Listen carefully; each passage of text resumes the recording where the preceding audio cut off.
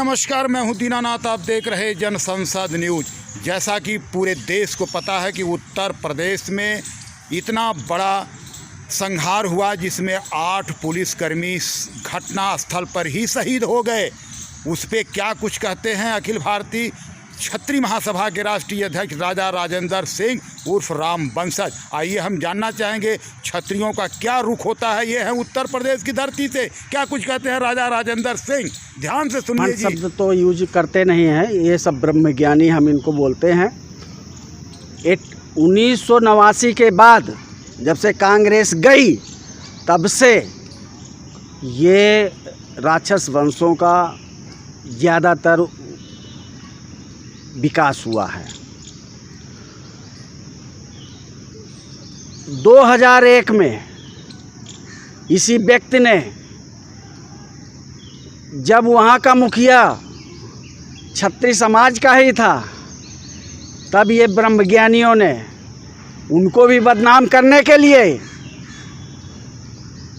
एक थाना में घुस करके एक सम्मानित व्यक्ति की हत्या करा दिया,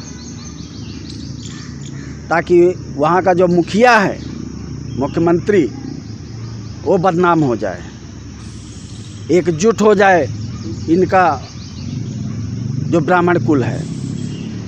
ब्राह्मण बनाम ये क्षत्रिय करना चाहते हैं, ये सर्वविदित है। आज जब एक हफ्ते पहले, कब अभी 4-5 दिन पहले ही गोली चली है ना विकास दुबे का, तो मैंने कई बार देखा है कि उसको शिरोमणि, ब्राह्मण शिरोमणि भी फेसबुक में मैंने देखा है कि ऐसा लोगों ने डाला है जो ब्राह्मण कुल के लोग हैं। तो हम कह रहे हैं कि आप शिरोमणि कर लो, चाहे उनको शेषनाग के ऊपर बैठा दो, लेकिन जो उनके कर्म हैं वो दुष्कर्म है। और ऐसे ही रावण वंश के लोग थे। रावण वंश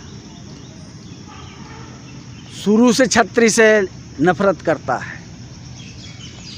आज वहाँ का मुखिया क्षत्रिय है, क्षत्रिय कुल का जन्म है, संत हो गया, लेकिन वो क्षत्रिय बेस क्षत्रिय कुल का है।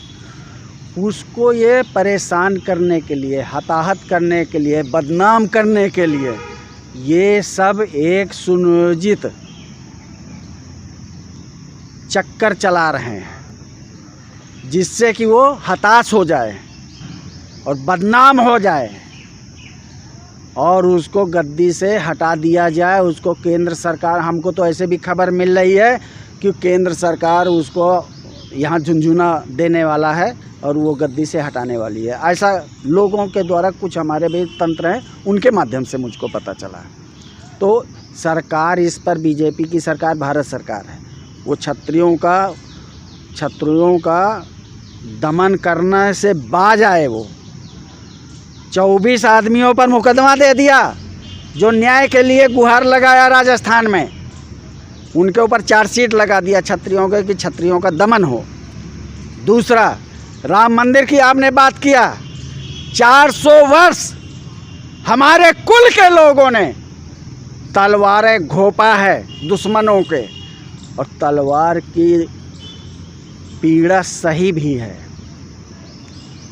तो इसलिए हमने भी ट्रस्ट बनाया है।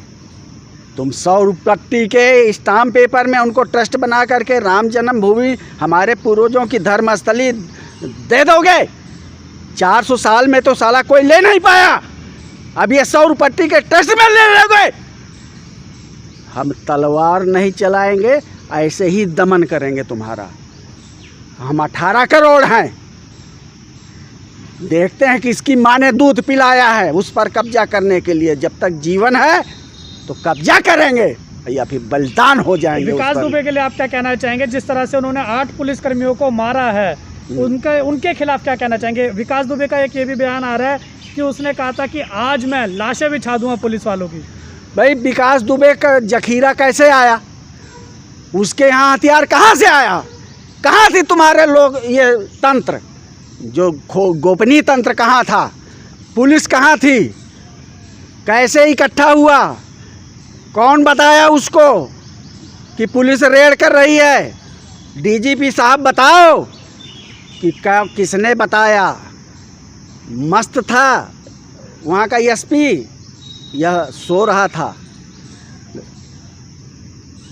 रेड पर पुलिस गई, उसके पास जो दंगा उन्मूलन के लिए होता है, दंगा निरोधक, वो कहाँ था? वो बस जाती है बुलेट प्रूफ कपड़ा, एक होता है क्या बोलते हैं उसको, बुलेट प्रूफ। वो क्यों नहीं? बनियान पहन के तम्बाकू खाने के लिए गए थे, गांजा पीने गए थे वहाँ, और कह दिया हाँ भाई वो JBC लगा दिया रास्ता में। तो बम्बई की चांदनी, दिल्ली की चांदनी चौक थी कि सकरी गली थी, चारों तरफ से गांव क्यों नहीं घेरा पुलिस ने? ये सब पुलिस की मिली भगत थी, और पुलिस मुख्यमंत्री को बदनाम करना चाह रही थी, इसलिए सब नाटक हुआ। ये ब्रह्मज्ञानियों की चाल है कि मुख्यमंत्री बदनाम हो और मुख्यमंत्री को झुनझुना पकड़ा दे भारत सरकार और वहाँ से हटा दे। विकास दुबे को क्या संदेश देंगे? विकास दुबे हो और चाहे बिना विकास दुबे हो, क्षत्रिय समाज इस समाज को अनुशासन में रखने का दायित्व तो रखता है। हम सरकार से ये कह रहे हैं कि केवल आप राजधर्म के हिसाब से, जो हमारा पहले से सिस्टम चला रहा है, आप हमको IPC की धारा न लगाएं। हम विकास को बिना विकास बना देंगे।